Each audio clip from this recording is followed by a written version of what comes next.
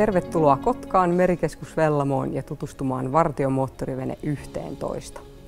Alus on osa 20 veneen sarjaa, joka suunniteltiin vastaamaan vuonna 1930 perustetun merivartiolaitoksen tarpeita. Vartiomoottoriveneet olivat käytössä hyvin pitkään, aina 1970-luvulle saakka. Sotien aikana ne liitettiin laivastoon ja rauhan tultua vartiomoottoriveneet osallistuivat Porkkalan merirajan valvontaan. Koko toiminta-aikansa alukset olivat mukana myös meripelastustehtävissä. Vartiomoottoriveneiden alkuvaiheen tärkein tehtävä oli torjua salakuljetusta. Salakuljetus oli massiivinen ongelma kieltolain seurauksena, ja Merivartiolaitoksen perustamisvuonna 1930 arvioitiin, että Suomeen salakuljetettiin vuoden aikana yli 1 000 000 litraa pirtua.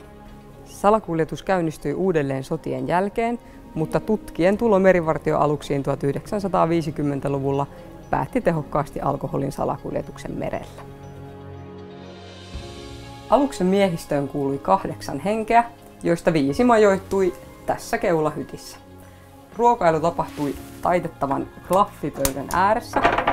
Ajon aikana miehistö ruokaili yksitellen keittiössä seisten.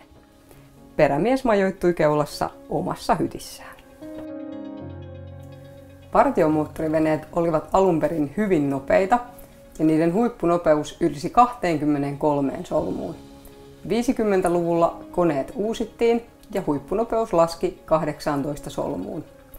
Viimeisinä vuosina keskimääräinen ajonopeus oli 8 solmua ja siitä pääsivät hyvällä säällä ohi myös purjeveneet. Kerran matkustaja-aluksen päällikkö otti radioyhteyden vartiomoottoriveneelle ja tiedusteli päälliköltä, kaipaako hitaasti liikkunut alus hinausta. Pitkään palvellut päällikkö tulistui, määräsi konetehon täysille ja ajoi matkustaja-aluksen ympäri 3 kertaa. Täällä perässä majoittui aluksen päällystö, eli päällikkö ja konepäällikkö. Tilat ovat huomattavasti suuremmat kuin keulassa, mikä kertoo miehistön arvojärjestyksestä. Toisaalta vartiomoottoriveneiden ahtaissa tiloissa kehittyi hyvä yhteishenki.